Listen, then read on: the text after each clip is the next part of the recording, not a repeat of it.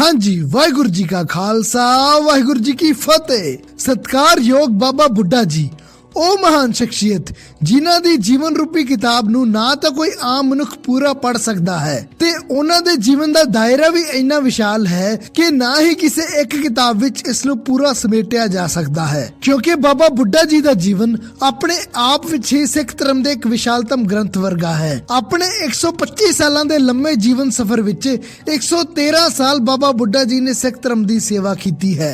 12 ਸਾਲ ਦੀ ਉਮਰ ਵਿੱਚ ਹੀ ਬਜ਼ੁਰਗ ਹੋ ਜਾਣ ਵਾਲੇ ਇਹਨਾਂ ਮਹਾਂਪੁਰਸ਼ਾਂ ਨੂੰ ਸਤਿਗੁਰੂ ਸਾਹਿਬਾਨਾਂ ਦੀ ਸੰਗਤ ਕਰਨ ਦਾ ਸੁਭਾਗ ਪ੍ਰਾਪਤ ਹੋਇਆ ਹੈ। ਇਸ ਤੋਂ ਇਲਾਵਾ ਬਾਬਾ ਜੀ ਦੇ ਜੀਵਨ ਨਾਲ ਜੁੜੇ ਕਈ ਅਣਸੁਣੇ ਪਹਿਲੂਆਂ ਨੂੰ ਉਜਾਗਰ ਕਰਾਂਗੇ, ਜਾਣਾਂਗੇ ਸਭ ਕੁਝ ਇਸ ਵੀਡੀਓ ਵਿੱਚ। ਪਰ ਵੀਡੀਓ ਸ਼ੁਰੂ ਕਰਨ ਤੋਂ ਪਹਿਲਾਂ ਜੇ ਤੁਸੀਂ ਇਸ ਚੈਨਲ ਤੇ ਨਵੇਂ ਆਏ ਹੋ ਤਾਂ ਸਕਸੈਸ ਦਾਰਾ ਚੈਨਲ ਸਬਸਕ੍ਰਾਈਬ ਕਰਕੇ ਬੈਲ ਆਈਕਨ ਪ੍ਰੈਸ ਕਰ ਦਿਓ ਤਾਂ ਜੋ ਸਿੱਖ ਇਤਿਹਾਸ ਨਾਲ ਜੁੜੇ ਇਸ ਤਰ੍ਹਾਂ ਦੇ ਸ਼ਾਨਦਾਰ ਵੀਡੀਓਜ਼ ਤੁਹਾਡੇ ਤੱਕ ਪਹੁੰਚਦੇ ਰਹਿਣ। ਲਾਸਟ ਵੀਡੀਓ ਪਬਲਿਸ਼ ਕਰਨ ਤੋਂ ਬਾਅਦ ਮੈਂ ਇੱਕ ਪੋਲ ਕ੍ਰੀਏਟ ਕੀਤਾ ਸੀ ਕਿ ਅਗਲਾ ਵੀਡੀਓ ਕਿਸ ਟੌਪਿਕ ਤੇ ਬਣਾਇਆ ਜਾਵੇ। 80% ਦੇ ਕਰੀਬ ਸੰਗਤ ਨੇ ਬਾਬਾ ਬੁੱਢਾ ਜੀ ਤੇ ਵੀਡੀਓ ਬਣਾਉਣ ਦੀ ਇੱਛਾ ਜ਼ਾਹਿਰ ਕੀਤੀ, ਸੋ ਆਪ ਸਭ ਦਾ ਹੁਕਮ ਸਿਰ ਮੱਥੇ ਪ੍ਰਵਾਨ। ਇਸ ਵੀਡੀਓ ਨੂੰ ਬਣਾਉਣ ਵਿੱਚ ਮੈਂ ਜਿਹੜੇ ਸਰੋਤਾਂ ਦੀ ਵਰਤੋਂ ਕੀਤੀ ਹੈ ਉਹ ਹਨ ਸਿੱਖਾਂ ਕੀ ਭਗਤਮਾ ਤੇ ਇਸ ਕਿਤਾਬ ਨੂੰ ਲਿਖਿਆ ਹੈ ਸਿੱਖ ਧਰਮ ਦੀ ਮਹਾਨ ਸ਼ਖਸੀਅਤ ਭਾਈ ਮਨੀ ਸਿੰਘ ਜੀ ਨੇ। ਇਸ ਤੋਂ ਇਲਾਵਾ ਸ਼੍ਰੋਮਣੀ ਕਮੇਟੀ ਦੀਆਂ 2 ਕਿਤਾਬਾਂ ਪ੍ਰਮੁੱਖ ਸਿੱਖ ਸ਼ਖਸੀਅਤਾਂ ਤੇ ਸ਼੍ਰੀ ਹਰਮੰਦਰ ਸਾਹਿਬ ਦਾ ਸੁਨਹਿਰੀ ਇਤਿਹਾਸ। ਆਲਮੋਸਟ ਸਾਰੀ ਇਨਫੋਰਮੇਸ਼ਨ ਇਹਨਾਂ 3 ਕਿਤਾਬਾਂ ਚੋਂ ਹੀ ਲਈ ਗਈ ਹੈ। ਬਾਬਾ ਬੁੱਢਾ ਜੀ ਦਾ ਜਨਮ 1506 ਦੀ ਭਾਗਾਂ ਭਰੀ ਤਰੀਕ 6 ਅਕਤੂਬਰ ਨੂੰ ਸ਼੍ਰੀ ਅੰਮ੍ਰਿਤਸਰ ਸਾਹਿਬ ਤੋਂ ਲਗਭਗ 18 ਕਿਲੋਮੀਟਰ ਉੱਤਰ ਵਿੱਚ ਪਿੰਡ ਗਗੋਨਗਲ ਵਿੱਚ ਭਾਈ ਸੁੱਗਾ ਰੰਧਾਵਾ ਦੇ ਘਰ ਬੀਬੀ ਗੋਰਾ ਜੀ ਦੀ ਕੁੱਖ ਤੋਂ ਹੋਇਆ। ਪਿੰਡ ਗਗੋਨਗਲ ਜਿਸ ਨੂੰ ਅੱਜ ਕੱਥੂ ਨੰਗਲ ਦੇ ਨਾਮ ਨਾਲ ਜਾਣਿਆ ਜਾਂਦਾ ਹੈ। ਪਿਤਾ ਭਾਈ ਸੁੱਗਾ ਰੰਧਾਵਾ ਇਲਾਕੇ ਦੇ 22 ਪਿੰਡਾਂ ਦੇ ਚੌਧਰੀ ਸਨ। ਆਪ ਜੀ ਦਾ ਬਚਪਨ ਦਾ ਨਾਮ ਜੋ ਪਰਿਵਾਰ ਨੇ ਰੱਖਿਆ ਸੀ ਉਹ ਸੀ ਭਾਈ ਬੂਰਾ। ਬੂਰਾ ਸ਼ਬਦ ਦਾ ਅਰਥ ਭਾਈ ਕਾਨ ਸਿੰਘ ਨਾਭਾ ਦੱਸਦੇ ਹਨ ਪਾਟੇ ਕਰਨ ਵਾਲੇ, ਯਾਨੀ ਕਿ ਮੁੰਦਰਾ ਪਾਉਣ ਵਾਲਿਆਂ ਦਾ ਚੇਲਾ, ਜੋਗੀਆਂ ਦਾ ਚੇਲਾ। ਏਦਾਂ ਹੀ ਮੱਝਾਂ ਚਰਾਉਂਦੇ ਚਰਾਉਂਦੇ ਇੱਕ ਦਿਨ ਇਕਾਂਤ ਵਿੱਚ ਇੱਕ ਸੰਤ ਨੂੰ ਬੈਠੇ ਵੇਖਿਆ। ਉਹ ਸੰਤ ਸਨ ਦੀਨ ਦੁਨੀਆ ਦੇ ਮਾਲਕ ਧੰਨ ਧੰਨ ਸ਼੍ਰੀ ਗੁਰੂ ਨਾਨਕ ਦੇਵ ਜੀ। ਭਾਈ ਮਰਦਾਨੇ ਨੇ ਰਬਾਬ ਦੇ ਤਾਰ ਛੇੜੇ ਤੇ ਗੁਰੂ ਨਾਨਕ ਪਾਤਸ਼ਾਹ ਸੰਗੀਤ ਰਸ ਵਿੱਚ ਡੁੱਬਿਆ ਹੋਇਆ ਮਧੁਰ ਕੀਰਤਨ ਗਾਇਨ ਕਰਨ ਲੱਗੇ। ਐਸੀਆਂ ਦਿਲ ਦੀਆਂ ਤਾਰਾਂ ਜੁੜੀਆਂ ਕੀਰਤਨ ਨਾਲ ਕਿ 12 ਸਾਲ ਦਾ ਬੂਰਾ ਮੱਝਾਂ ਦੀ ਫਿਕਰ ਭੁਲਾ ਗੁਰੂ ਨਾਨਕ ਸਾਹਿਬ ਦੇ ਕੋਲ ਜਾ ਕੇ ਬੈਠ ਗਿਆ ਤੇ ਪੂਰਾ ਧਿਆਨ ਲਾ ਕੇ ਕੀਰਤਨ ਸੁਣਨ ਲੱਗਾ। ਕੀਰਤਨ ਸੰਪੂਰਨ ਹੋਇਆ ਤਾਂ ਗੁਰੂ ਸਾਹਿਬ ਫਰਮਾਏ, ਪੁੱਤਰਾ ਤੇਰੀਆਂ ਬੰਦ ਅੱਖਾਂ ਦੱਸ ਰਹੀਆਂ ਸਨ ਕਿ ਤੂੰ ਕੀਰਤਨ ਸਿਰਫ ਸੁਣਿਆ ਨਹੀਂ, ਆਪਣੇ ਰੋਮ ਰੋਮ ਵਿੱਚ ਮਹਿਸੂਸ ਕੀਤਾ। ਇਹ ਤਾਂ ਖੇਡਣ ਕੁੱਦਣ ਦੀ ਉਮਰ ਹੈ। ਇਸ ਉਮਰ ਵਿੱਚ ਇੰਨੀ ਇਕਾਗਰਤਾ, ਇੰਨਾ ਸ਼ਾਂਤ ਚਿੱਤ ਕਿਵੇਂ? ਭਾਈ ਬੂਰਾ ਕਹਿਣ ਲੱਗਾ, ਸੰਤ ਜੀ ਕੁਝ ਸਮਾਂ ਪਹਿਲਾਂ ਦੀ ਗੱਲ ਹੈ। ਖੇਤਾਂ ਵਿੱਚ ਫਸਲਾਂ ਹਜੇ ਮਸਾਂ ਉੱਗੀਆਂ ਹੀ ਸਨ ਕਿ ਹਾਕਮ ਆਪਣੇ ਘੋੜਿਆਂ ਤੇ ਸਵਾਰ ਹੋ ਕੇ ਆਏ ਤੇ ਘੋੜਿਆਂ ਦੀਆਂ ਪੈੜਾਂ ਨਾਲ ਸਾਡੀ ਸਾਰੀ ਫਸਲ ਰੋਂਦ ਕੇ ਰੱਖ ਦਿੱਤੀ। ਮੇਰਾ ਬਾਪੂ ਖੂਹ ਤੇ ਖੜਾ ਆਪਣੀ ਦਿਨ ਰਾਤ ਦੀ ਹੱਡ ਤੋੜ ਮਿਹਨਤ ਨੂੰ ਬਰਬਾਦ ਹੁੰਦੇ ਵੇਖਦਾ ਰਿਹਾ, ਪਰ ਅਸੀਂ ਕੁਝ ਨਾ ਕਰ ਸਕੇ। ਉਦੋਂ ਮੇਰੇ ਮਨ ਨੂੰ ਇਹ ਸੋਚਣ ਲਈ ਮਜਬੂਰ ਹੋਣਾ ਪਿਆ ਕਿ ਜੀਵਨ ਤਾਂ ਇਸ ਫਸਲ ਦੇ ਵਰਗਾ ਹੈ, ਪਤਾ ਨਹੀਂ ਮੌਤ ਨੇ ਕਦੋਂ ਇਹਨਾਂ ਜਾਬਰਾਂ ਵਾਂਗ ਆ ਜਾਣਾ ਹੈ। ਇਸ ਮੌਤ ਦੇ ਆਉਣ ਤੋਂ ਪਹਿਲਾਂ ਜਿੰਨਾ ਹੋ ਸਕੇ ਉਸ ਸੱਚੇ ਸਿਰਜਣਹਾਰ, ਉਸ ਰੱਬ ਦਾ ਗੁਣਗਾਨ ਕਰ ਲਿਆ ਜਾਵੇ। ਇਹ ਜਵਾਬ ਸੁਣ ਕੇ ਗੁਰੂ ਪਾਤਸ਼ਾਹ ਬਹੁਤ ਜ਼ਿਆਦਾ ਪ੍ਰਸੰਨ ਹੋਏ। ਉੱਠ ਕੇ ਉਸ 12 ਸਾਲ ਦੇ ਬਾਲਕ ਨੂੰ ਆਪਣੇ ਸੀਨੇ ਨਾਲ ਲਾ ਲਿਆ। ਕਹਿੰਦੇ, ਪੁੱਤਰਾ ਤੂੰ ਹੈ ਤਾਂ ਬਾਲਕ, ਪਰ ਤੇਰੀਆਂ ਗੱਲਾਂ 'ਚ ਜੋ ਡੂੰਘਾਈ ਹੈ, ਜੋ ਸਮਝ ਹੈ, ਇੰਨੀਆਂ ਡੂੰਘੀਆਂ ਗੱਲਾਂ ਤਾਂ ਲੋਕ ਜੀਵਨ ਦੇ ਸਾਰੇ ਪੜਾਅ ਲੰਘ ਜਾਣ ਤੋਂ ਬਾਅਦ ਵੀ ਬੁਢਾਪੇ ਵਿੱਚ ਜਾ ਕੇ ਵੀ ਨਹੀਂ ਕਰ ਪਾਉਂਦੇ। ਸਰੀਰਕ ਰੂਪ ਨਾਲ ਭਾਵੇਂ ਤੂੰ ਹਜੇ ਬਚਪਨੇ ਵਿੱਚ ਹੀ ਹੈ, ਪਰ ਮਾਨਸਿਕ ਤੌਰ ਤੇ ਤੂੰ ਬਜ਼ੁਰਗੀ ਦੇ ਪੜਾਅ ਤੱਕ ਪਹੁੰਚ ਗਿਆ ਹੈ। ਤੇਰਾ ਨਾਮ ਬੂਰਾ ਨਹੀਂ, ਬੁੱਢਾ ਹੋਣਾ ਚਾਹੀਦਾ ਹੈ, ਬਾਬਾ ਬੁੱਢਾ।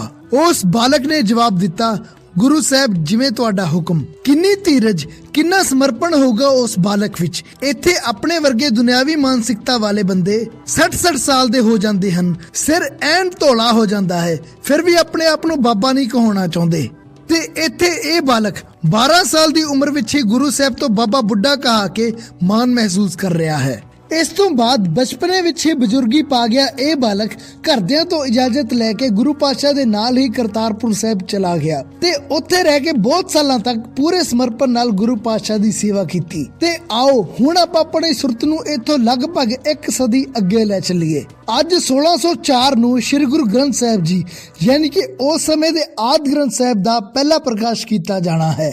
ਪੰਚਮ ਪਿਤਾ ਸ਼੍ਰੀ ਗੁਰੂ ਅਰਜਨ ਦੇਵ ਜੀ ਸਾਰੀ ਰਾਤ ਸੋਚ ਵਿੱਚ ਡੁੱਬੇ ਰਹੇ ਕਿ ਸਵੇਰੇ ਪ੍ਰਕਾਸ਼ ਕਰਵਾਇਆ ਕਿਹਦੇ ਤੋਂ ਜਾਵੇ। ਜੇ ਕਿਸੇ ਬੇਦੀ ਨੂੰ ਜ਼ਿੰਮੇਵਾਰੀ ਦੇ ਦਿੱਤੀ ਤਾਂ ਕਿਤੇ ਉਹ ਇਹ ਨਾ ਸਮਝ ਕੇ ਬੈਠ ਜਾਵੇ ਕਿ ਅਸੀਂ ਤਾਂ ਬਾਬੇ ਨਾਨਕ ਦੇ ਵੰਸ਼ਜ ਹਾਂ। ਇਹ ਹੱਕ ਤਾਂ ਸਦਾ ਦੇ ਲਈ ਸਾਡਾ ਹੀ ਹੈ, ਭਾਵੇਂ ਲਿਖਿਆ ਭਾਈ ਗੁਰਦਾਸ ਜੀ ਨੇ ਹੈ, ਪਰ ਜੇ ਉਹਨਾਂ ਨੂੰ ਇਹ ਸੇਵਾ ਦੇ ਦਿੱਤੀ ਤਾਂ ਕਿਤੇ ਉਹਨਾਂ ਦੀ ਕੁੱਲ ਇਸ ਤੇ ਹੱਕ ਜਮਾ ਕੇ ਨਾ ਬੈਠ ਜਾਵੇ। ਅੰਤ ਗੁਰੂ ਪਾਤਸ਼ਾਹ ਨੇ ਆਪਣੇ ਮਨ ਵਿੱਚ ਬਾਬਾ ਬੁੱਢਾ ਜੀ ਨੂੰ ਇਹ ਜ਼ਿੰਮੇਵਾਰੀ ਸੌਂਪਣ ਦਾ ਤੈਅ ਕੀਤਾ। ਬਾਬਾ ਬੁੱਢਾ ਜੀ ਅੰਮ੍ਰਿਤ ਵੇਲੇ ਉੱਠੇ, ਇਸ਼ਨਾਨ ਕੀਤਾ। ਨਿਮਾਣੇ ਸੇਵਕ ਦੀ ਇਹ ਪਛਾਣ ਹੁੰਦੀ ਹੈ ਕਿ ਉਹ ਕਿਸੇ ਅਹੁਦੇ ਦੇ, ਕਿਸੇ ਵਾਹਵਾਹੀ ਦੇ ਚਾਹਵਾਨ ਨਹੀਂ ਹੁੰਦੇ। ਬਾਬਾ ਬੁੱਢਾ ਜੀ ਅਕਸਰ ਦਰਬਾਰ ਦੇ ਵਿੱਚ ਪਿੱਛੇ ਦਰਵਾਜ਼ੇ ਦੇ ਕੋਲ ਹੀ ਬੈਠ ਜਾਇਆ ਕਰਦੇ ਸਨ। ਉਹਨਾਂ ਦੇ ਨਿਮਾਣੇ ਹੋਣ ਦਾ ਇੱਕ ਹੋਰ ਉਦਾਹਰਨ ਦੇਵਾਂ ਤਾਂ ਜਦੋਂ ਆਮ ਕਿਸੇ ਮਨੁੱਖ ਨੂੰ ਗੁਰੂ ਘਰ ਤੋਂ ਥੋੜਾ ਜਿਹਾ ਵੀ ਸਤਿਕਾਰ ਮਿਲ ਜਾਵੇ ਤਾਂ ਉਹ ਅਹੁਦੇ ਦੇ ਪ੍ਰਧਾਨਗੀਆਂ ਪਾਲਣ ਲੱਗ ਪੈਂਦਾ ਹੈ। ਪਰ ਦਰਬਾਰ ਸਾਹਿਬ ਦੀ ਉਸਾਰੀ ਦੀ ਸੇਵਾ ਜਿੰਨਾ ਸਮਾਂ ਵੀ ਚੱਲਦੀ ਰਹੀ, ਬਾਬਾ ਜੀ ਬੇਰੀ ਥੱਲੇ ਜ਼ਮੀਨ ਤੇ ਬੈਠ ਕੇ ਹੀ ਇਹ ਸਾਰੀ ਸੇਵਾ ਕਰਾਉਂਦੇ ਰਹੇ। ਮੌਸਮ ਭਾਵੇਂ ਕਿਹੋ ਜਿਹਾ ਵੀ ਹੋਵੇ, ਇੱਕ ਗਦੇਲਾ ਤੱਕ ਨਹੀਂ ਵਿਛਾਇਆ ਤਾਂ ਜੋ ਕਿਤੇ ਇਹ ਨਾ ਲੱਗੇ ਕਿ ਉਹ ਮਿੱਟੀ ਚੁੱਕਣ ਵਾਲੇ ਸੇਵਾਦਾਰਾਂ ਤੋਂ ਆਪਣੇ ਆਪ ਨੂੰ ਉੱਚਾ ਸਮਝਦੇ ਹਨ। ਸੋ ਵਾਪਸ ਉਸੇ ਗੱਲ ਤੇ ਆਈਏ ਤਾਂ ਬਾਬਾ ਜੀ ਅੱਜ ਵੀ ਪਿੱਛੇ ਖਲੋਤੇ ਸਨ। ਗੁਰੂ ਅਰਜਨ ਪਾਤਸ਼ਾਹ ਨੇ ਫਰਮਾਇਆ ਕਿ ਬਾਬਾ ਜੀ ਅੱਜ ਤੁਸੀਂ ਪਿੱਛੇ ਨਹੀਂ, ਸਭ ਤੋਂ ਅੱਗੇ ਲੱਗਣਾ ਹੈ ਤੇ ਸ਼੍ਰੀ ਆਦਿ ਗ੍ਰੰਥ ਸਾਹਿਬ ਦਾ ਸਰੂਪ ਤੁਹਾਡੇ ਸਿਰ ਤੇ ਸੁਸ਼ੋਭਿਤ ਹੋਊਗਾ।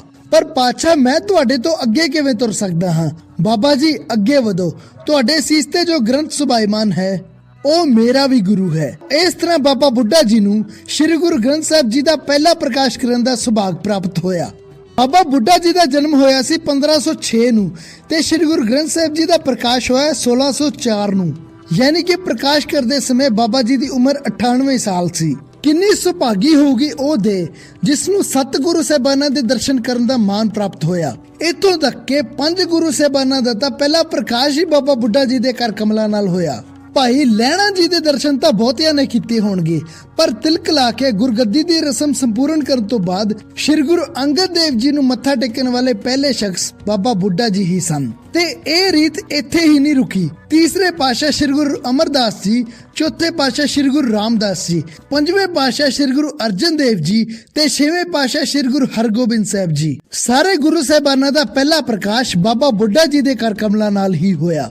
ਬਾਬਾ ਬੁੱਢਾ ਜੀ ਦਾ ਵਿਆਹ 1534 ਨੂੰ ਬੀਬੀ ਮਿਰੂਆ ਜੀ ਨਾਲ ਹੋਇਆ ਤੇ ਉਹਨਾਂ ਦੇ ਘਰ 4 ਪੁੱਤਰ ਸਨ, ਭਾਈ ਸੁਧਾਰੀ ਜੀ, ਭਾਈ ਭਿਖਾਰੀ ਜੀ, ਭਾਈ ਮਹਿਮੋ ਜੀ ਤੇ ਭਾਈ ਭਾਲਾ ਜੀ। ਸਮੇਂ ਵਿੱਚ ਥੋੜਾ ਜਿਹਾ ਪਿੱਛੇ ਚੱਲੀਏ ਤਾਂ ਜਦੋਂ ਸ਼੍ਰੀ ਗੁਰੂ ਰਾਮਦਾਸ ਜੀ ਨੇ ਬਾਬਾ ਬੁੱਢਾ ਜੀ ਨਾਲ ਸਲਾਹ ਕਰਨ ਤੋਂ ਬਾਅਦ ਸ਼੍ਰੀ ਗੁਰੂ ਅਰਜਨ ਦੇਵ ਜੀ ਨੂੰ ਅਗਲੇ ਗੁਰੂ ਦੇ ਰੂਪ ਵਿੱਚ ਚੁਣਿਆ ਤਾਂ ਗੁਰੂ ਅਰਜਨ ਪਾਤਸ਼ਾਹ ਦਾ ਵੱਡਾ ਭਰਾ ਪ੍ਰਿਥਵੀ ਚੰਦ ਈਰਖਾ ਨਾਲ ਭਰ ਗਿਆ। ਜਦੋਂ ਬਾਬਾ ਬੁੱਢਾ ਜੀ ਦਸਤਾਰਬੰਦੀ ਕਰਕੇ ਸ਼੍ਰੀ ਗੁਰੂ ਅਰਜਨ ਦੇਵ ਜੀ ਦੀ ਗੁਰਤਾ ਗੱਦੀ ਰਸਮ ਸ਼ੁਰੂ ਕਰਨ ਲੱਗੇ ਤਾਂ ਪ੍ਰਿਥਵੀ ਚੰਦ ਨੇ ਰੋਲਾ ਪਾ ਦਿੱਤਾ, ਕਹਿੰਦਾ ਇਹ ਅਹੁਦਾ ਤਾਂ ਮੈਨੂੰ ਮਿਲਣਾ ਚਾਹੀਦਾ ਹੈ, ਮੈਂ ਇਹਦੇ ਵੱਧ ਕਾਬਿਲ ਹਾਂ। ਗੁਰੂ ਅਰਜਨ ਪਾਤਸ਼ਾਹ ਰੋਲਾ ਵਧਾਉਣਾ ਨਹੀਂ ਚਾਹੁੰਦੇ ਸਨ, ਸੋ ਗੁਰੂ ਰਾਮਦਾਸ ਜੀ ਦੀ ਗੁਰਤਾ ਗੱਦੀ ਵਾਲੀ ਦਸਤਾਰ ਪ੍ਰਿਥਵੀ ਨੂੰ ਦੇ ਦਿੱਤੀ ਗਈ। ਦਸਤਾਰ ਨਹੀਂ, ਅਸਲ ਮਸਲਾ ਤਾਂ ਮਾਇਆ ਦਾ ਸੀ।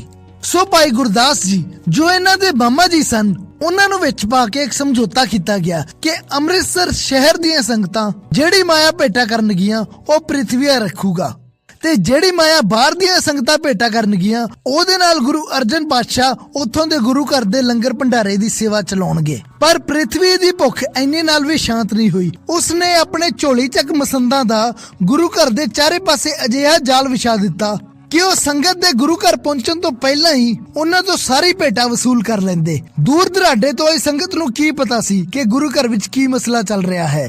ਗੱਲ ਇੱਥੋਂ ਤੱਕ ਪਹੁੰਚ ਗਈ ਕਿ ਗੁਰੂ ਘਰ ਦੀ ਗੋਲਕ ਵਿੱਚ ਇੱਕ ਪੈਸਾ ਵੀ ਨਹੀਂ ਪਹੁੰਚ ਰਿਹਾ ਸੀ। ਗੁਰੂ ਘਰ ਦੇ ਲੰਗਰ ਕਈ ਦਿਨ ਤੋਂ ਮਸਤਾਨੇ ਹੋਏ ਪਏ ਸਨ। ਆਖਰਕਾਰ ਜਦੋਂ ਪਾਣੀ ਸਿਰ ਦੇ ਉੱਤੋਂ ਲੰਘ ਗਿਆ ਤਾਂ ਬਾਬਾ ਬੁੱਢਾ ਜੀ ਨੂੰ ਵਿੱਚ ਆਉਣਾ ਪਿਆ। ਉਹਨਾਂ ਭਾਈ ਗੁਰਦਾਸ ਜੀ ਨੂੰ ਨਾਲ ਲੈ ਕੇ ਦਰਬਾਰ ਸਾਹਿਬ ਤੋਂ ਕੋਈ 3.5-4 ਕਿਲੋਮੀਟਰ ਦੂਰ, ਜਿੱਥੇ ਅੱਜ ਗੁਰਦੁਆਰਾ ਪਿਪਲੀ ਸਾਹਿਬ ਹੈ, ਉੱਥੇ ਨਾਕਾ ਲਾ ਲਿਆ ਤੇ ਸੰਗਤਾਂ ਨੂੰ ਜਾਗਰਤ ਕਰਨਾ ਸ਼ੁਰੂ ਕੀਤਾ ਕਿ ਅਸਲੀ ਗੁਰੂ ਕੌਣ ਹਨ ਤੇ ਭੇਟਾ ਕਿੱਥੇ ਦੇਣੀ ਹੈ। ਸੰਗਤਾਂ ਦਾ ਬਾਬਾ ਬੁੱਢਾ ਜੀ ਤੇ ਅਥਾਹ ਵਿਸ਼ਵਾਸ ਸੀ ਕਿ ਉਹਨਾਂ ਨੇ ਜੋ ਕਹਿਤਾ ਸਤ ਵਚਨ, ਗੁਰੂ ਉਹੀ ਹੈ। ਹੌਲੀ ਗੁਰੂ ਘਰ ਦੀਆਂ ਗੋਲਕਾਂ ਵਿੱਚ ਇੱਕ ਵਾਰ ਫੇਰ ਮਾਇਆ ਵਰਨ ਲੱਗੀ ਤੇ ਲੰਗਰ ਫੇਰ ਚੱਲ ਪਏ। ਇਸ ਤਰ੍ਹਾਂ ਬਾਬਾ ਬੁੱਢਾ ਜੀ ਨੇ ਸੰਗਤ ਨੂੰ ਸਹੀ ਰਾਹ ਪਾ ਕੇ ਪ੍ਰਿਥਵੀ ਦੀ ਖੇਡ ਖਰਾਬ ਕਰ ਦਿੱਤੀ। ਪ੍ਰਿਥਵੀ ਚੰਦ ਤੇ ਉਹਦੀ ਘਰਵਾਲੀ ਕਰਮੋ, ਇਹਨਾਂ ਦੀ ਈਰਖਾ ਇੱਥੇ ਹੀ ਖਤਮ ਨਹੀਂ ਹੋਈ। ਇੱਕ ਦਿਨ ਕਰਮੋ ਕਹਿੰਦੀ ਕਿ ਗੁਰੂ ਗੱਦੀ ਤਾਂ ਛੋਟਿਆਂ ਨੂੰ ਮਿਲ ਗਈ, ਆਪਣੇ ਪੱਲੇ ਕੀ ਪਿਆ। ਅੱਗੋਂ ਪ੍ਰਿਥਵੀ ਨੇ ਹੱਸ ਕੇ ਜਵਾਬ ਦਿੱਤਾ ਕਿ ਫਿਕਰ ਨਾ ਕਰ ਕਰਮੋ, ਇਹਨਾਂ ਦੇ ਘਰ ਕਿਹੜਾ ਕੋਈ ਔਲਾਦ ਹੋਣੀ ਹੈ। ਆਖਰਕਾਰ ਤਾਂ ਗੁਰੂ ਗੱਦੀ ਦਾ ਮਾਲਕ ਸਾਡੇ ਪੁੱਤਰ ਮਿਹਰਬਾਨ ਨੇ ਹੀ ਬਣਨਾ ਹੈ। ਦੱਸਣਯੋਗ ਹੈ ਕਿ ਵਿਆਹ ਦੇ 21 ਸਾਲ ਬਾਅਦ ਤੱਕ ਸ਼੍ਰੀ ਗੁਰੂ ਅਰਜਨ ਪਾਤਸ਼ਾਹ ਦੇ ਘਰ ਕੋਈ ਔਲਾਦ ਨਹੀਂ ਸੀ ਹੋਈ। ਮਾਤਾ ਗੰਗਾ ਜੀ ਨੂੰ ਜਦੋਂ ਇਸ ਗੱਲ ਦਾ ਪਤਾ ਲੱਗਿਆ ਤਾਂ ਉਹਨਾਂ ਨੇ ਗੁਰੂ ਚਰਨਾਂ ਵਿੱਚ ਬੇਨਤੀ ਕੀਤੀ ਕਿ ਮਹਾਰਾਜ, ਮੈਂ ਤਾਂ ਲੋਕਾਂ ਦੀਆਂ ਗੱਲਾਂ ਸੁਣ ਕੇ ਹਾਰ ਚੁੱਕੀ ਹਾਂ। 21 ਸਾਲ ਲੰਘ ਗਏ, ਤੁਹਾਡੀ ਪਹੁੰਚ ਤੋਂ ਕੀ ਬਾਹਰ ਹੈ, ਹੁਣ ਤਾਂ ਕਿਰਪਾ ਕਰੋ। ਗੁਰੂ ਪਾਤਸ਼ਾਹ ਫਰਮਾਏ ਕਿ ਮੇਰੇ ਕੋਲ ਜੋ ਹੈ ਉਹ ਤਾਂ ਸਭ ਸੰਗਤ ਦਾ ਹੈ। ਜੇ ਬਾਬਾ ਬੁੱਢਾ ਜੀ ਵਰਗੇ ਕੋਈ ਮਹਾਂਪੁਰਸ਼ ਅਰਦਾਸ ਕਰਨ ਤਾਂ ਆਪਣੇ ਵਿਹੜੇ ਵਿੱਚ ਰੌਣਕ ਆ ਸਕਦੀ ਹੈ। ਬਾਬਾ ਬੁੱਢਾ ਜੀ ਉਸ ਸਮੇਂ ਬੀੜ ਸਾਹਿਬ ਰਹਿੰਦੇ ਸਨ। ਉੱਥੇ ਗੁਰੂ ਘਰ ਦੇ ਨਾਮ ਕੁਝ ਜ਼ਮੀਨ ਸੀ, ਜਿੱਥੇ ਰਹਿ ਕੇ ਗੁਰੂ ਘਰ ਦੇ ਲੰਗਰਾਂ ਲਈ ਅੰਨ ਪੈਦਾ ਕਰਦੇ ਸਨ। ਜ਼ਮੀਨ ਤੋਂ ਯਾਦ ਆਇਆ, ਮੈਂ ਆਪਣੇ ਇੱਕ ਵੀਡੀਓ ਵਿੱਚ ਦੱਸਿਆ ਸੀ ਕਿ ਸ਼੍ਰੀ ਅੰਮ੍ਰਿਤਸਰ ਸਾਹਿਬ ਦੀ ਜ਼ਮੀਨ ਅਕਬਰ ਬਾਦਸ਼ਾਹ ਨੇ ਭੇਟ ਕੀਤੀ ਸੀ ਜਦੋਂ ਸ਼੍ਰੀ ਗੁਰੂ ਅਮਰਦਾਸ ਜੀ ਦੇ ਦਰਸ਼ਨ ਕਰਨ ਆਇਆ ਸੀ। ਪਰ ਮਾਫੀ ਚਾਹੂੰਗਾ, ਉਹ ਜਾਣਕਾਰੀ ਗਲਤ ਸੀ।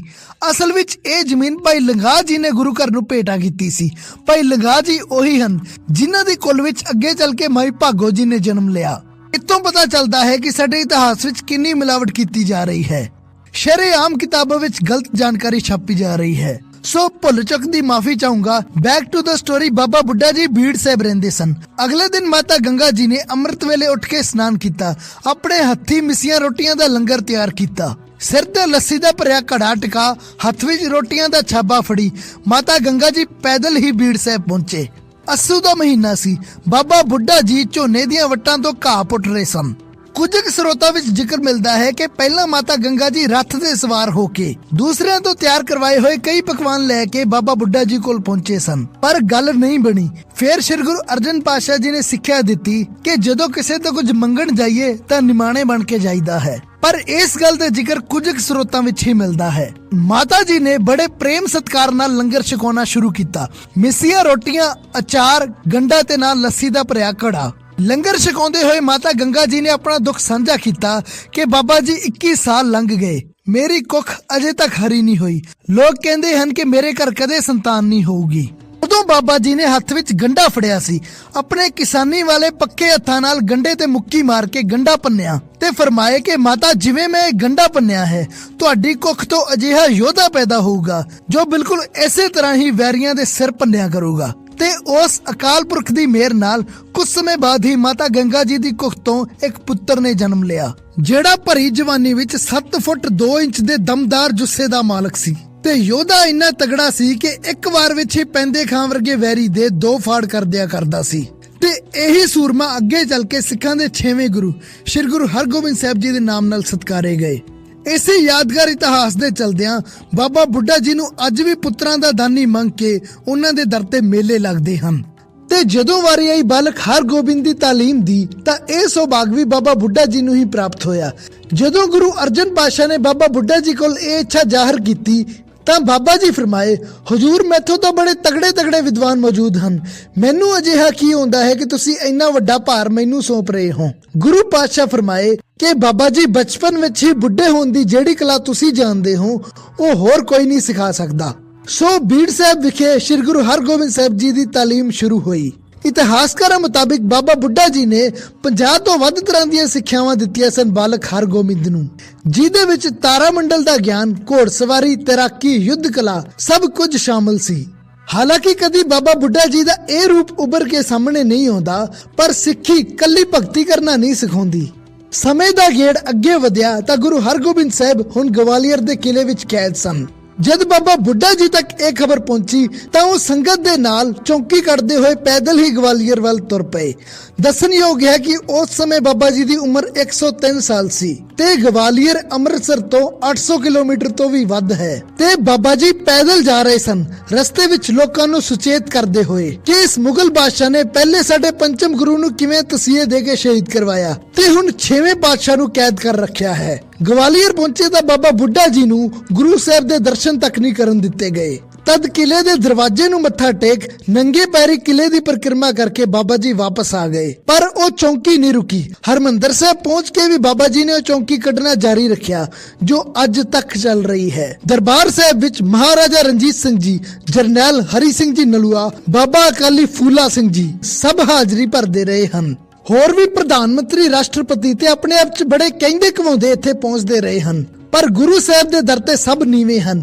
ਦਰਬਾਰ ਸਾਹਿਬ ਦੀ ਮਰਿਆਦਾ ਹੈ ਕਿ ਕਿਸੇ ਦੇ ਆਉਣ ਤੇ ਵੀ ਕੀਰਤਨ ਨਹੀਂ ਰੁਕਦਾ, ਪਰ ਸਦੀਆਂ ਤੋਂ ਇਹ ਰੀਤ ਰਹੀ ਹੈ ਕਿ ਜਦੋਂ ਬਾਬਾ ਬੁੱਢਾ ਜੀ ਦੀ ਸ਼ਾਮ ਨੂੰ ਕੱਢੀ ਜਾਣ ਵਾਲੀ ਚੌਂਕੀ ਦਰਬਾਰ ਸਾਹਿਬ ਦੇ ਸਾਹਮਣੇ ਪਹੁੰਚਦੀ ਹੈ ਤਾਂ ਕੁਝ ਪਲਾਂ ਲਈ ਕੀਰਤਨ ਰੋਕ ਦਿੱਤਾ ਜਾਂਦਾ ਹੈ। ਇਹ ਸੰਕੇਤ ਹੈ ਕਿ ਗੁਰੂ ਸਾਹਿਬਾਨਾਂ ਨੇ ਦਰਬਾਰ ਸਾਹਿਬ ਦੀ ਮਰਿਆਦਾ ਵਿੱਚ ਕਿੰਨਾ ਉੱਚਾ ਸਥਾਨ ਦਿੱਤਾ ਹੈ ਬਾਬਾ ਬੁੱਢਾ ਜੀ ਨੂੰ। ਇਸ ਚੌਂਕੀ ਦੀ ਕੀਰਤਨ ਸ਼ੈਲੀ ਬਿਲਕੁਲ ਅਲੱਗ ਹੈ ਤੇ ਅੱਜ ਦੇ ਸਮੇਂ ਇਸ ਕੀਰਤਨ ਸ਼ੈਲੀ ਦੇ ਜਾਣੂ ਬਸ ਗਿਣੇ ਚੁਣੇ ਲੋਕ ਰਹਿ ਗਏ ਹਨ ਤੇ ਜੇ ਇਸ ਸ਼ੈਲੀ ਨੂੰ ਸਮੇਂ ਸਿਰ ਨਾ ਸੰਭਾਲਿਆ ਗਿਆ ਤਾਂ ਗੁਰੂ ਘਰ ਦੀ ਇਹ ਅਨਮੋਲ ਵਿਰਾਸਤ ਛੇਤੀ ਹੀ ਲੁਪਤ ਹੋ ਜਾਊਗੀ। ਸਮੇਂ ਵਿੱਚ ਕੁਝ ਹੋਰ ਸਾਲ ਅੱਗੇ ਚੱਲੀਏ ਤਾਂ ਸੰਨ ਆਉਂਦਾ ਹੈ 1625।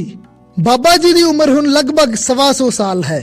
ਬਾਬਾ ਜੀ 6ਵੇਂ ਪਾਤਸ਼ਾਹ ਦੇ ਚਰਨਾਂ ਵਿੱਚ ਬੇਨਤੀ ਕਰਦੇ ਹਨ ਕਿ ਗੁਰੂ ਸਾਹਿਬ ਮੈਂ ਬਹੁਤ ਦੁਨੀਆ ਵੇਖ ਲਈ ਹੈ, ਹੁਣ ਮੈਂ ਇਸ ਸੰਸਾਰ ਚੋਂ ਵਿਦਾ ਚਾਹੁੰਦਾ ਹਾਂ। ਗੁਰੂ ਸਾਹਿਬ ਅੱਗੋਂ ਫਰਮਾਏ, ਉਹ ਸਮਾਂ ਸੀ ਬਾਬਾ ਜੀ ਜਦੋਂ ਤੁਸੀਂ ਮੌਤ ਦੇ ਆਉਣ ਨੂੰ ਲੈ ਕੇ ਫਿਕਰਾਂ ਵਿੱਚ ਡੁੱਬੇ ਹੋਏ ਸੋ ਤੇ ਅੱਜ ਆਪਣੇ ਮੂੰਹੋਂ ਹੀ ਮੌਤ ਮੰਗ ਰਹੇ ਹੋ। ਚਲੋ ਜਿਵੇਂ ਤੁਹਾਡੀ ਮਰਜ਼ੀ। ਸਤਿਗੁਰੂ ਪਾਤਸ਼ਾਹ ਤੁਹਾਡੇ ਚਰਨਾਂ ਵਿੱਚ ਬੇਨਤੀ ਹੈ ਕਿ ਅੰਤਮ ਸਮੇਂ ਦਰਸ਼ਨ ਦੇਣ ਜ਼ਰੂਰ ਆਇਓ। ਇਸ ਤੋਂ ਬਾਅਦ ਬਾਬਾ ਜੀ ਰਾਮਦਾਸ ਚਲੇ ਗਏ ਤੇ ਉੱਥੇ ਹੀ ਆਪਣੇ ਅੰਤਮ ਸਵਾਸ ਲਏ। ਸਰੀਰ ਤਿਆਗਣ ਸਮੇਂ ਬਾਬਾ ਜੀ ਸ੍ਰੀ ਗੁਰੂ ਹਰਗੋਬਿੰਦ ਸਾਹਿਬ ਜੀ ਦੀ ਗੋਦ ਵਿੱਚ ਸਿਰ ਰੱਖ ਕੇ ਲੇਟੇ ਹੋਏ ਸਨ।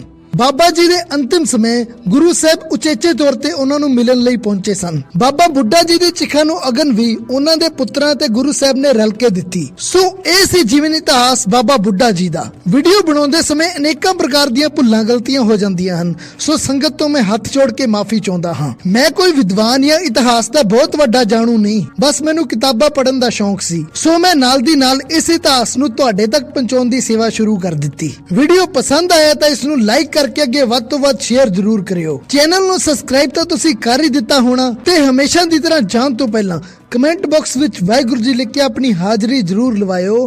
ਵਾਹਿਗੁਰੂ ਜੀ ਕਾ ਖਾਲਸਾ, ਵਾਹਿਗੁਰੂ